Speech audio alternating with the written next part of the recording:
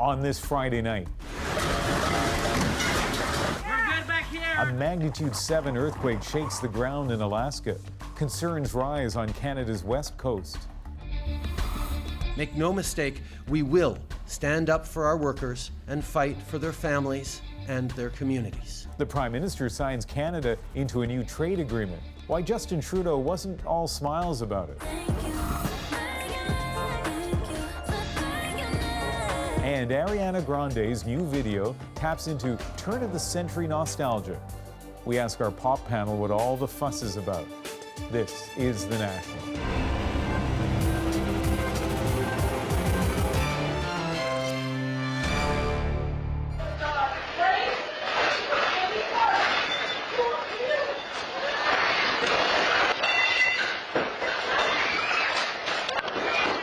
This is the moment a magnitude 7 earthquake hit Alaska's biggest city.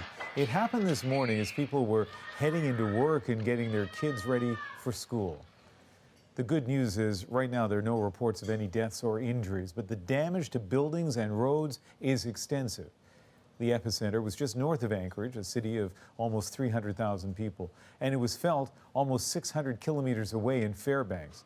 Despite a warning, there was no tsunami, but the region was hit by aftershocks.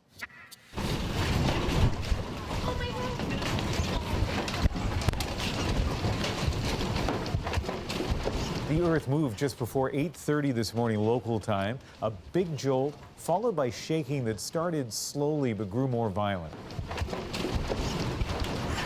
It sent lawyers in this Anchorage courthouse scrambling for cover, while parents rushed to find their children and their pets. This was the scene inside Anchorage Airport. Passengers with few places to duck and cover did what they could to protect themselves. FedEx 49 Heavy, go around. Going around FedEx 49. Meanwhile, pilots flying overhead were told to divert their planes as the tower was evacuated. We're just inspecting it now. It looks apart. Our ceilings come down and our equipment's everywhere. A tremor that lasted just seconds left damage that could take months to repair. This crumbled on-ramp leads to the airport. The people inside that car made it out safely. It felt like, we had busted an axle. The whole car started weaving, and so we started slowing down. And as we, went up the on-ramp, everything around us started crumbling away. Helicopters were deployed to survey the damage from above. All of these are TVs and computers. This is a camera. People on the ground crawling out from under tables and out of doorways to find scenes like this, a local newsroom all but destroyed. These edit bays are supposed to look like this with this nice glass here, but over here we have this pile of broken, shattered glass. This was the damage at a high school and in a library. A state of emergency has been declared to activate funds for the cleanup, and the National Guard has been called in to help assess the full extent of the damage. Well, our seismologist, Johanna Wagstaff, is helping us track this story. And Joe, I know the city of Anchorage is in the process of checking infrastructure, and they say they're especially concerned about bridges, not just because of potential damage from the earthquake, but also aftershocks, and we've seen aftershocks. Absolutely, Ian. Hundreds of aftershocks, many of them not felt, but many large ones too. A magnitude 5.7 earlier today that would have caused strong shaking in and around the Anchorage area. We'll likely see aftershocks continue over the next few hours, days, and weeks. And even though they'll diminish over time in strength and intensity, we could still get another big one in the next couple of days. And because Anchorage sits on sediments, we see amplified shaking. So definitely still concern for more damage. The aftershocks are also helping us figure out how much of the earth actually moved during this main quake. There's an ominous list for a lot of us on the West Coast, and it's the earthquakes that have happened near big cities over the last few years. 1989, San Francisco; 94, Los Angeles; in 2001, it was Seattle, and of course, earlier today in Anchorage. So as you look at that, what does that have to say about what is likely to happen here in Vancouver or Victoria, for that matter? Yeah, Ian, we are absolutely worried about this kind of earthquake here on the south coast. Very similar tectonic setting off the west coast of BC, south coast of BC, and what is happening off the coast of Anchorage. We are worried about those magnitude 7s closer to a bigger city. And like we saw in Anchorage, well, not all the buildings came down. We are looking at major damage to older buildings and to infrastructure. And that's why the concept of resiliency is so important here. It's not just surviving the quake, it's trying to figure out how to get life back to normal afterwards. And in the case of Anchorage, on what is going to be a cold night and few days. All right, Johanna, thank you. You're welcome.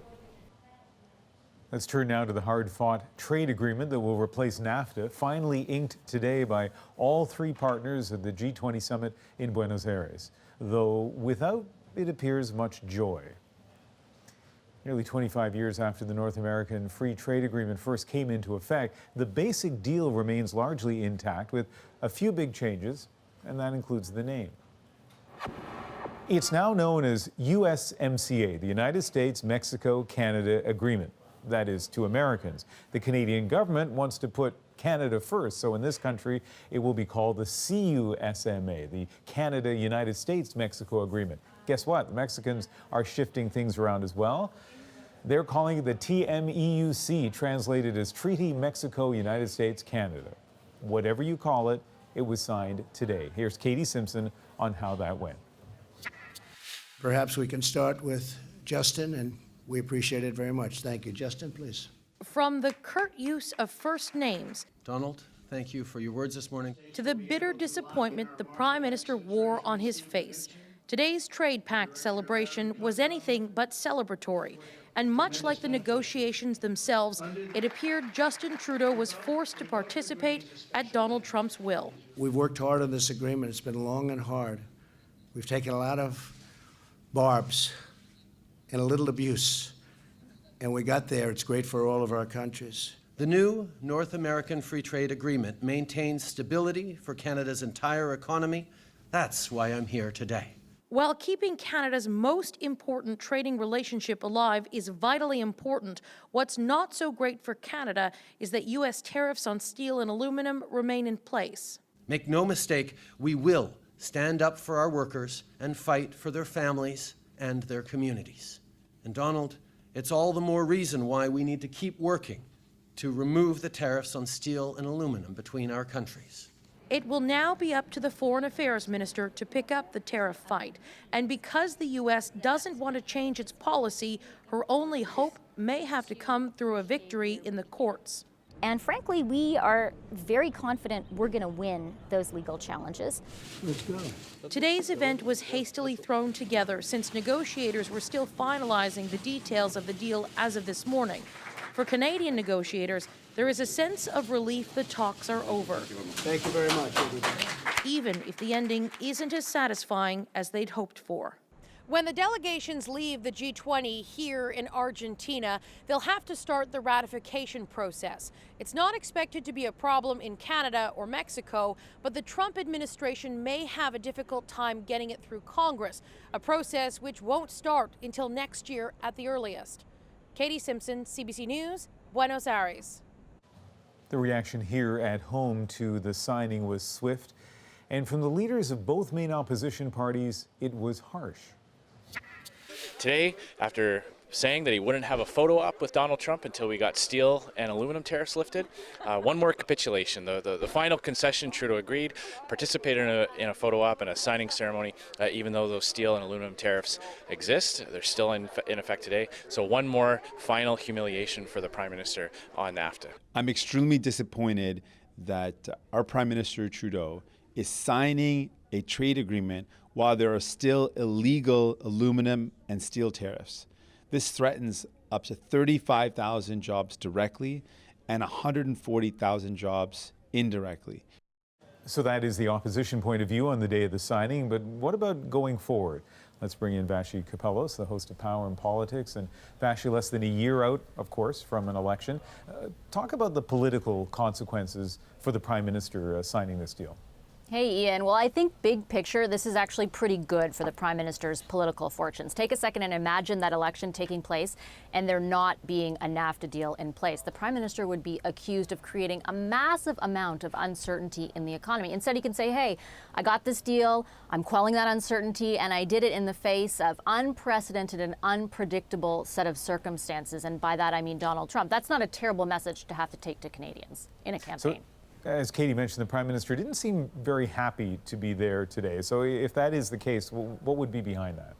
Well, one word for you, Ian, and it's tariffs. The Prime Minister did not secure a deal or secure exemptions on tariffs. Instead, he signed this deal without securing that, and that could change the big picture electoral fortunes for him in the next election. And I say that because already the opposition is seizing on this. As we just heard, they're saying that he's selling out Canadians, that he capitulated to Donald Trump. And that message is going to amplify and grow as those tariffs remain in place. The problem for the Prime Minister is, according to the White House, those tariffs aren't going anywhere anytime soon.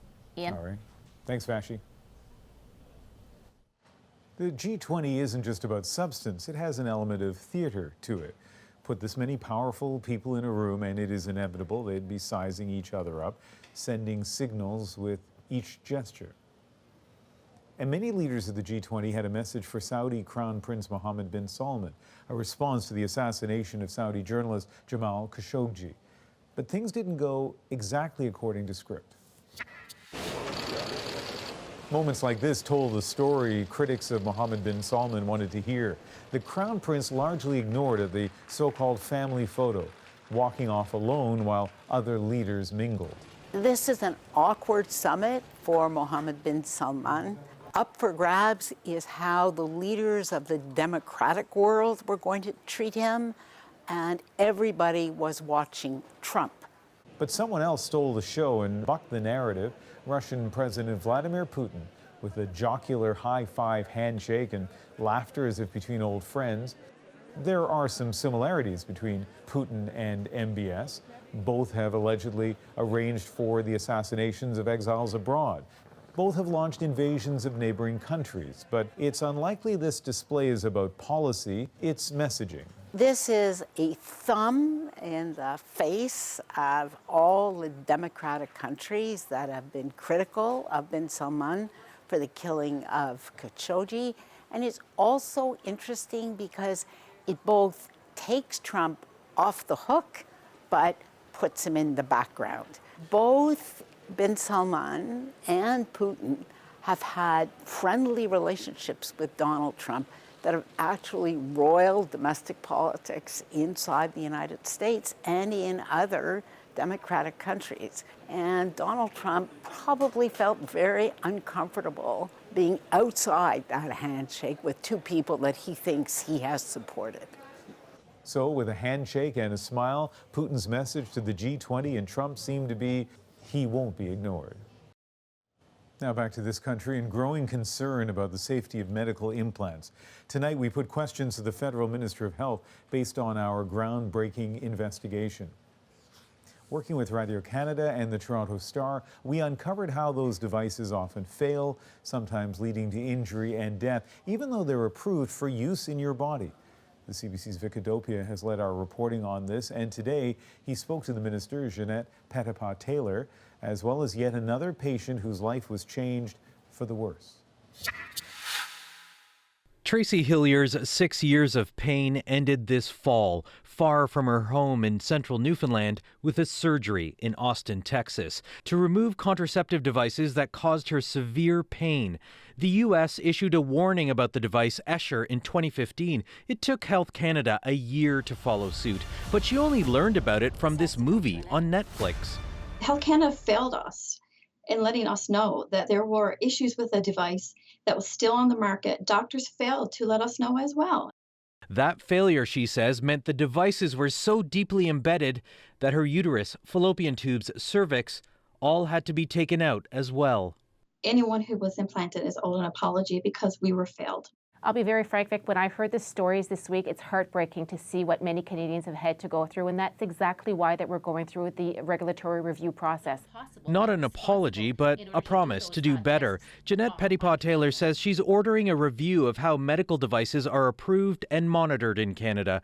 And after several years of calls for a national device registry to better alert patients, she says that's also under consideration.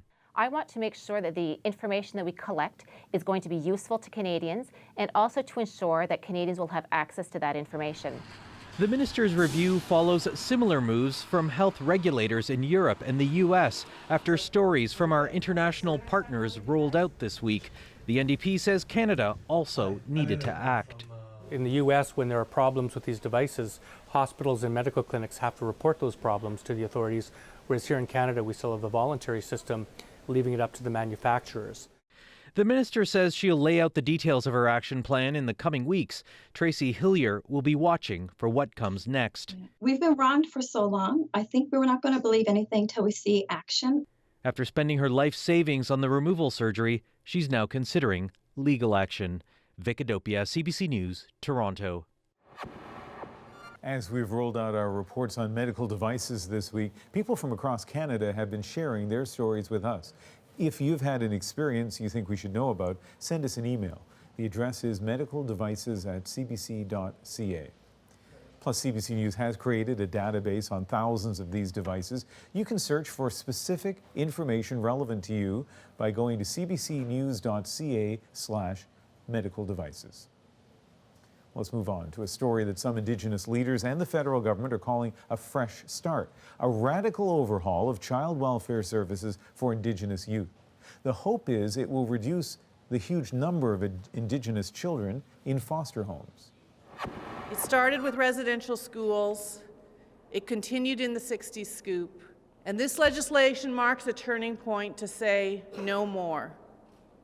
No more scooping children. The numbers are immense. Only about 8% of all Canadian children under 14 are Indigenous, but they account for more than half of the 28,000 children in foster care, putting them at greater risk for homelessness, suicide, and incarceration later in life. Proposed new legislation aims to change that, putting First Nations, Inuit, and Métis governments in control of their own child welfare systems. As Karen Pauls tells us, the aim is to disrupt a cycle of misery and pain. When you come from a broken home. Kane Curtin is editing a video about 60 Scoop survivors. He understands some of their struggles. Been in and out of foster care homes and experienced abuse there. Although he's still close with his last foster dad, Curtin says his life would have been different if the people making decisions about his well-being had been Indigenous. I think it definitely would have been placed in family or relatives. Today, Ottawa announced it's working on legislation that would put control of Indigenous child welfare in the hands of Indigenous governments. There are few details, but keeping kids with their families is a priority. No more ripping apart families. No more lost children who don't know their language, their culture, their lineage. There are hopes the proposed legislation is a step towards reconciliation. Not just from the wrongs of the past, but the wrongs that are currently happening in this country. In Manitoba, there are more than 10,000 kids in care. Nearly 90% of them are Indigenous. The Assembly of Manitoba Chief says the proposed legislation doesn't go far enough. It's drafted its own and wants Ottawa to sign off on it. We want to see a different approach for Manitoba because we're ground zero for child apprehension. We can't reveal this dad's identity because it might identify his 14-year-old daughter. He wanted help for her. Instead, she was put into care and sent to another community. What's that term? Shoot first, ask questions later. Under the Indigenous culture and leadership, I believe it would be, we'll ask questions first before we take the child from you. Kane Curtin aged out of the child welfare system 2 years ago. For those still in it, he has this message. Realize where you come from. There's a very strong culture we have. Karen Pauls, CBC News, Winnipeg. Some of the other stories we're following tonight on The National. Snow and windstorms are wreaking havoc in Quebec and Atlantic Canada. Residents of the Magdalen Islands north of PEI are familiar with windstorms, but the one yesterday left the islands completely cut off. Power lines were brought down. 2 fiber optic cables that linked the islands to the mainland were cut. Military planes have been flying in workers to help restore power and telecommunications, but more windstorms are in the forecast. House was cold. We only run the propane, the stoves and stuff like that. That's how we're running right there now, but it's pretty cold in the house though. And so a similar situation in Atlantic Canada. Many people are in for another cold night as tens of thousands still wait for power to be restored. Strong winds and heavy snow hit yesterday. Today, several schools were closed and warming centers were set up. Still ahead on The National, antibiotic resistance is being called one of the greatest human health crises of our time. We'll look at the steps farmers will now be required to take. Plus, the Marriott hotel chain says it was hit by a major data breach. So what's being done to help the hundreds of millions of customers? And nostalgia culture is back. Our pop panel takes on the latest trend. Why stars like Ariana Grande are paying tribute to the turn of the century. That's not what I see. Look what I got. Look what you taught me. Yeah, for that I say thank you.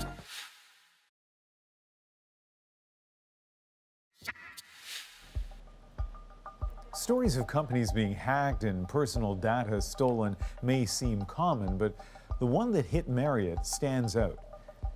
It is one of the biggest breaches in a decade. The data of 500 million hotel reservations, including those of Canadians, taken over a period of 4 years, swiped by hackers. It affects at least 10 hotel chains owned by Marriott, including Westin and Sheraton. And in many cases, the information taken is enough to forge a new identity. Not just names, addresses, and birth dates, but passport numbers, even travel information. Ron Charles looks at what's being done to try to help the victims. They are the places travelers trust to provide a comfortable, safe night's sleep. But while guests were enjoying their stay, hackers were gaining access to their personal information. Marriott says hundreds of millions of guests on its Starwood Hotels reservation database may have been exposed over the past 4 years. This cybersecurity expert says the information gleaned, especially ages, names, addresses, and passport numbers, could be valuable on illegal online marketplaces. You can purchase actual passports. Most of them will be illegitimate. Most of them will be fake. Some of them will contain actual information, actual identities, and you can assume those identities. Marriott has set up an information website that gives customers access to an online identity monitoring service for free. Experts say millions of travelers worldwide are now going to have to be extra vigilant. People need to see this as a wake-up call to change their regular financial routine to include more checks of identity theft issues. The experts say even if the hotels couldn't prevent the breach, they could have lessened the potential damage by being smarter about handling personal information. So for example, there's really no reason for a hotel chain to store my passport number 5-10 years later. Marriott's investigators are still trying to figure out how the hackers got into the Starwood Hotels database and how their stay was able to last for so long without anyone noticing. Ron Charles, CBC News, Toronto. Still ahead on The National, we go back to Anchorage, Alaska in our moment. Reporters walk us through their newsroom right after the quake hit. This is pretty surreal walking into the station. I did not see this kind of damage in my home by any means, and so it's pretty shocking.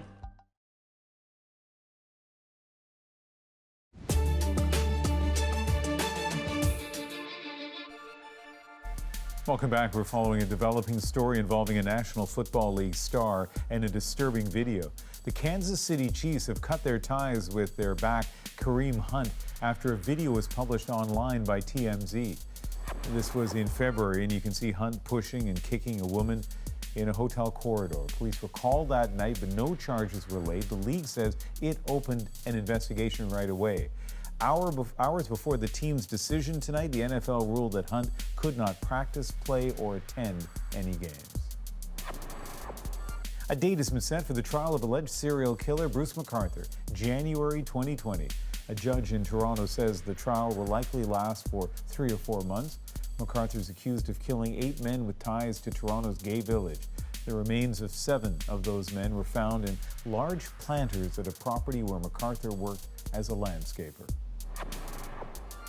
Vice Media calls it a dark day for press freedom. The Supreme Court of Canada has ordered one of its reporters to hand over records of his conversations with an alleged member of ISIS.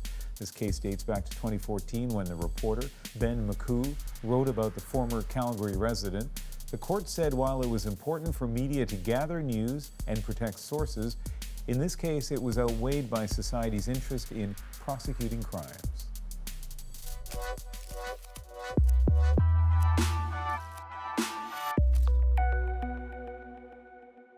The world is chaos and the news makes you tense. And honestly, at times like this, you long for the past. And for people of my generation, that past may not feel like a very long time ago. This week, pop superstar Ariana Grande gave us a glimpse into her own nostalgia fix with her new video, Thank You Next, which pays tribute to movie classics like Mean Girls. Mean Girls came out in 2004. That's a time when phones were basic, and so were we.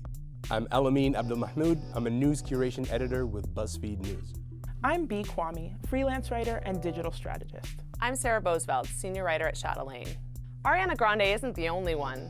Her peers are making videos packed full of references to the late 1990s and early 2000s, back when most of them were barely toddlers. The turn of the century transformed the world, so it shouldn't surprise anyone that 2004 is considered retro now. When was the last time that you could just enjoy a piece of music or enjoy a movie without wondering the whole time if the artist is also problematic?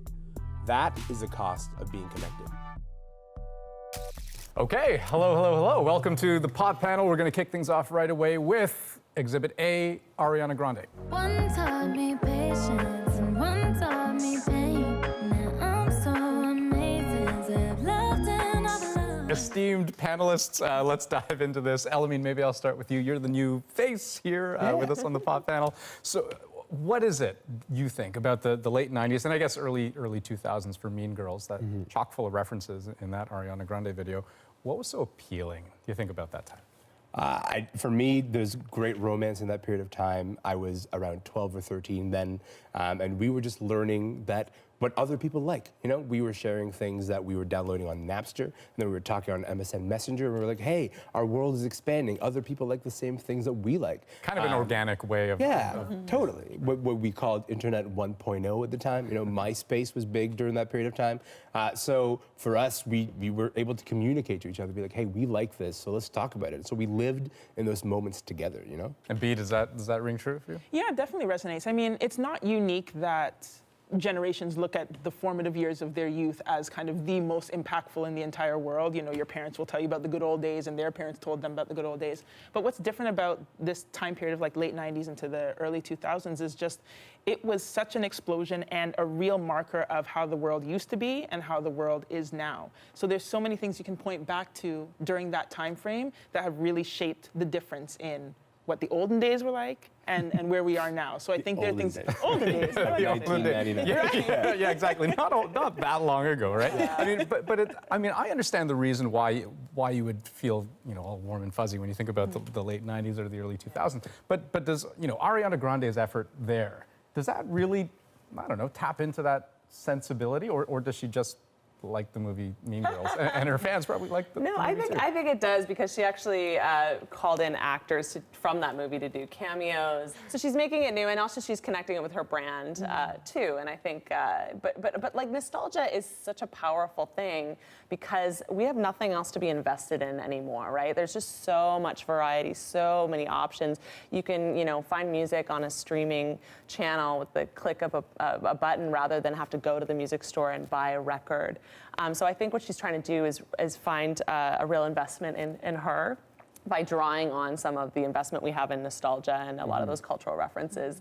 And you think she's doing it in a sort of genuine way? Yes, I think so. I think she's probably a true fan. I don't understand why she's connecting, like making herself the Regina George in the Mean Girls, because she's the meanest, but Alameda, you point out that she's most iconic, Most though. iconic. I don't remember any Lindsay Lohan lines from that movie, but I remember every single Regina George But like line. from her Instagram post, she's got Stifler's mom in in the video. Apparently, I mean, I don't know this actress's actual name, but she played a character named something Stifler in American Pie, which came out in 1999. So yes, she's trying to she's kind of going around the whole. In the video because she was in Legally Blonde as well. Oh, that's right. Another movie from that time. That's right. Yeah, but I think Ariana's doing it in a smart way. She's kind of, it feels genuine. It feels like she's really being coy and smart, just like she is in the song with our, and making commentary on kind of our coziness with this nostalgic period of time. And Ariana Grande, I mean, certainly not the only one to be hearkening back to this time period. And so let me present Exhibit B. So this is Charlie XCX and Troye Sivan. Have a look. Yeah, I just wanna go back. Not like ass all that. Oh, never under pressure. Those days it was so much better. Wish that we could go back in time. I just wanna go back to 1999. Best friends all night, no phone. No cares, I was dumb and so young. Never under pressure. Those days it was so much better. Feeling cool in my youth, I'm asking. And that is the art of subtlety. Right? Definitely not. I mean, how many references were there? At least 5 that I recognize, right? Yeah, so I mean, hitting it right on the nose, I suppose. But I mean, it does seem like there is a commercial nature to this, right? It's 2018, man. You got to make money. You know, like if an artist is going to do something from that period of time, there's definitely going to be a commercial aspect to it. I wonder, is there a right and a wrong way to kind of employ this tactic of thinking back to of thinking back? You know what? I think there are ways that will resonate, and there are ways that will just kind of be flash in the pan. Right. So for me, if we compare those two videos that we just saw with Charlie XCX and Ariana's, Charlie XCX seems like the flash in the pan discussion to me. And we were just talking about how do you make money. Part of that is the longevity of how much you're in conversation in the general public. So I think if we take Charlie's video, we'll talk about it. We'll laugh about, these little references. And surface level. Exactly, very surface. Did she look good as AJ or whoever that was as AJ from Backstreet Boys? It was Troye Sivan that we learned about. So, exactly. Very good AJ, though. So we'll have those discussions, and then it'll be done. I think with Ariana, part of what she did that's also really smart is not just the nostalgia, but she's tied it into herself. She's made it very personal. So we're not just talking about the Mean Girls reference. We're talking about Ariana within all of that. Right. So right or wrong is one thing, but I think it's more about what's resonant and what will stick and what is just going to disappear. Just like everyone was talking about Regina George in Mean Girls and not about Lindsay Lohan, who is the actual main character of Mean Girls. Listen, there you go. Now it makes so much sense. 100%. I understand now. Yes. Thank you. But together. let me restate the point, though, that this we're being nostalgic about something that happened yesterday, like, essentially, right? We blinked and it was like. I mean, it was half my life ago, so let's not, 20 years. But when I though. think of, I suppose so. But when Sorry, I think go of ahead. the word retro, yes, I think a little further back than late '90s, and certainly further back than early 2000s. Right? I'm thinking 8-bit Nintendo. That's retro. But you know what? Retro is about a moment that ruptures culture, right? It's about something that is a turning point for all of us. And if that early 2000s period was that, in the introduction of learning that, here's what everybody else likes. Here's Napster. You can just download any song you want for free. Not that I did. No, not that I would ever do that. No. Here's, 9/11 was another pivotal moment in that. So we have this pre-innocence, and then we have this great, amazing age of innocence, and then we have the internet, which is awful. And so now that we live among one another in bad opinions all the time, it's just nice to go back to a simpler time together. I think that's so important because it changed everything. It changed the way we behaved. It changed the economy, like the structure of making money. We're trying to figure that out now. And it also, it changed the tenor of our conversation. So that connectivity that we started with on MSN Messenger on the internet has morphed into now social media platforms are literally studying how people get addicted to things and designing their software and their platforms that way. So there's some nefarious, stuff we're dealing with. And so like these kids, or I call them kids, they're in their 20s now, but they want to be back. They want to be back to childhood because that was comfortable. That was before they knew too much. That was before they were deluged with everything. And razor, right? Like that was all. Our attention spans are so much shorter. So that's the other thing too. That's why for you, if you're feeling that retro shouldn't feel so soon, it's because our attention spans are so short. We've only got a few minutes left, and we decided we actually want to try something a little different here on the panel. What we did was we asked our 3 panelists to, I guess, kind of zero in on something that's topical, that's happening in the world of pop culture, and then to sound off effectively on what they think of that. And so, Sarah, I'll start with you. So this is, if I can set you up here. So Margaret Atwood announcing that she's penning a sequel to The Handmaid's Tale. What do you think? She doesn't need to do that. I don't think, girl, keep it. I don't know. I think, it's amazing that it has felt so resonant in these times, but also, I don't want to know what happens next in the future. Take us on another track. And not everything needs to be a franchise. I think I'm worried about that. Yes, there's a great TV series that creeps me the hell out. The book is amazing. People are dressing in handmaids' clothes to protest. I don't think she needs to, try to make megabucks at Christmas book selling time next year, which seems like maybe what they're trying to do. Okay, B, your topic, so a film that a lot of people are actually talking about as an Oscar contender. Definitely. So we're going to hear a lot about Green Book as we get into award season, and it was critically acclaimed. It won TIFF's People's Choice Award at the festival this year. And if you were to give a quick summary for those folks Right, quick summary. So it stars Mahershala Ali as Dr. Don Shirley, who was a famous black pianist in the U.S., and Viggo Mortensen as Tony Lip. Yes, that was his name. Tony Lip as his white Italian-American driver. So the story is about kind of their journeys through Jim Crow South and race and racism, all of that. The problem is, and what's been unraveling a lot of the critical acclaim for me, is the fact that there's so many red flags with the story. Don Shirley's family came out totally opposed to the film, saying that they were never contacted to offer any input, and watching the film, it's totally inaccurate. It's a complete inaccurate representation of who they know Don Shirley to be. Coupled with that, realizing that the screenwriter is actually the son of Tony Lip. It's Tony Lip's son that wrote the screenplay. It's going to be a contender for sure. There's a lot of talk, but I'm iffy. Okay, Elamine, take us home. I want to talk about a comeback story. So this week, Amanda Bynes was featured in Paper magazine. There was a nice profile of her. Listen, she had a bit of a social media meltdown maybe 4 or 5 years ago. And she's one of those stars of this period of time.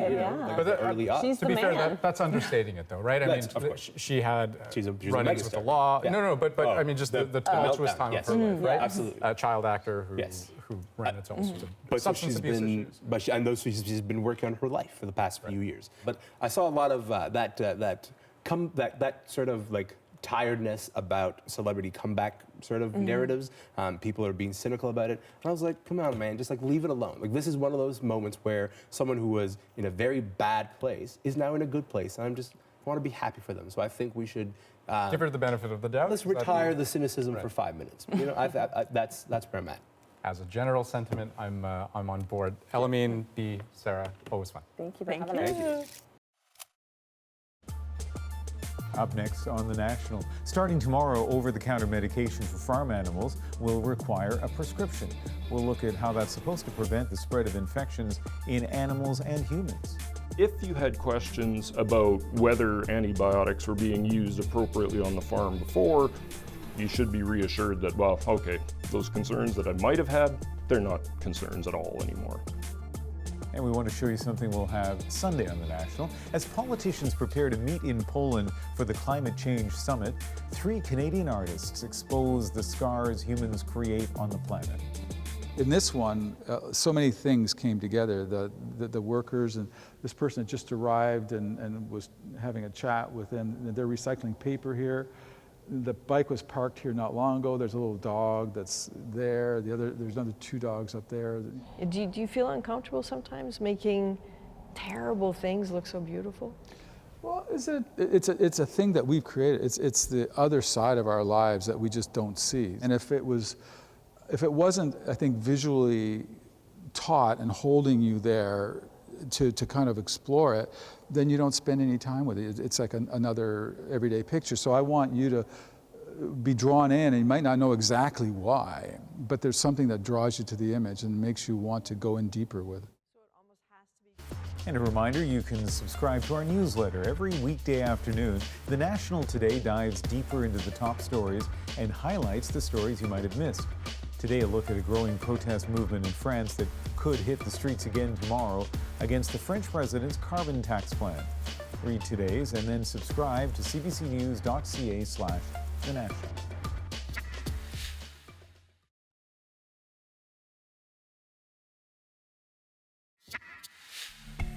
A big change is coming to Canadian farms. As of tomorrow, hundreds of over-the-counter medications for animals will now require a prescription. This is part of a global effort to combat what the World Health Organization calls a grave threat to human health. Antibiotics and antifungals are being so overused, they're losing their effectiveness in treating common and potentially deadly infections, not just in animals, but in people too. As Rafi Boudjikanian explains, farmers have a big role to play in preventing a problem from becoming a crisis. Darlene Stein runs a small farm, 600 sheep. She sells her flock for meat. But before they're sent off to market, she checks her animals for the presence of antibiotics. For years, Darlene and other farmers, big operations and small, have been able to give their animals medications like antibiotics and antifungals to treat different kinds of infections or skin diseases. They are purchased over the counter and without a veterinarian's guidance. But that's about to change. Health Canada will now require a vet's prescription. For Darlene, that means more work and more cost. Sheep producers, we have a lot more animals, and therefore it would equal a lot more visits to the vet. But Health Canada and the World Health Organization say the cost is worth it. The WHO defines antimicrobial resistance as the ability of an organism like bacteria to stop an antimicrobial from working against it. That resistance can transfer to humans through meat ingestion or handling treated animals. The WHO calls it a big threat to global health. Just watch her and then recheck her. Yeah. Veterinarian Trevor Hook says antibiotic management is key to human and animal health in the future. Some of these antibiotics have no other alternatives, right? And they are if that doesn't treat the bug, then nothing is going to. If we don't have antibiotics to treat these infections, then people can potentially die from them. Do you want a bag for that? Or do you need a The bag? United Farmers of Alberta is an authorized medical supplier until the new rules kick in. The UFA says extra costs will hurt farmers. Prices are going to affect everybody. Where it's really going to hurt the most are the smaller producers. But those in support say it's good news for consumers. If you had questions about whether antibiotics were being used appropriately on the farm before, you should be reassured that, well, okay, those concerns that I might have had, they're not concerns at all anymore. Concerns remain for farmers like Stein. She hopes the new rules won't prevent her from getting access to the drugs her livestock needs. Rafi Boudjikanian, CBC News, near Barhead, Alberta. Next on The National, an Anchorage news station was one of the workplaces heavily damaged today. Pipes burst, ceiling tiles on the ground. It looked like an earthquake hit it. It's destroyed. There's water, there's no ceilings. I mean, lights are flickering. It's like a movie scene. So they're journalists. They turned on the cameras, went on the record. That's next in our moment. But first, in case you missed it, a new report from BC Hydro warns when it comes to those enormous Christmas light displays, the more you put up, the more you'll pay up. It says back in 2011, most, though not all, people switched over to LEDs, and that dropped the lighting load a whopping 40%, which lowered energy bills. But apparently, that has only inspired bigger and bigger displays, driving the load right back up again, especially those big inflatable decorations that run night and day. Now, maybe you're thinking, that's just the price of the holiday spirit. Fair enough. But before you try and outdo Clark from National Lampoon's Christmas Vacation, everybody come on, Christmas lights! Consider this. BC Hydro actually crunched the numbers on going full Griswold for the season. The cost of using LEDs, about $50. Using old school incandescents, $4,700. And that's even before hiring someone to deal with that inevitable holiday squirrel attack.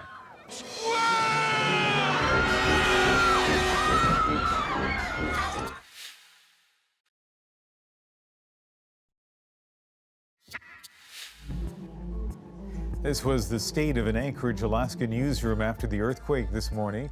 Cameras and other equipment lying in disarray, ceiling tiles littered the floor, and a thin pool of water. But the earthquake didn't stop KTVA from reporting the news and didn't stop them from getting video of the damage done to their newsroom. And all of that is our moment of the day. This is the ceiling tiles have fallen. This is sort of what we're looking at in our the foyer in our station. This is pretty surreal walking into the station. I did not see this kind of damage in my home by any means, and so it's pretty shocking. Walk in the middle. Yeah, walk right in the middle of it. Yeah. There are TVs on the ground. You can see this right here, a TV on the ground. All of these are TVs and computers. This is a camera. There are lights and everything. So entire light fixtures. Jeremy was standing right over here. I was standing right over here. This is these are the desks that John and I sheltered under. These edit bays are supposed to look like this with this nice glass here, but over here we have this pile of broken, shattered glass, which I'm not going to get any closer to. Lived here my whole life. This was the strongest quake I've ever felt. You know, right after that quake hit, we heard that there were no reports of deaths or injuries. That it has been the case in the hours after that. But boy, you see all of that damage. That's what a magnitude 7 earthquake can do. And there are lots of places across Canada that are susceptible to earthquakes, parts of Ontario and Quebec and the Maritimes. But let me tell you, here in Vancouver, we know that's going to happen. That's what the seismologists are sure of. The only question is when, and it's going to happen without warning. So I look at that video and then I look out here in our newsroom and I wonder how we will react and how we'll fare. So think about that tonight. That is The National for Friday, November 30th. Good night.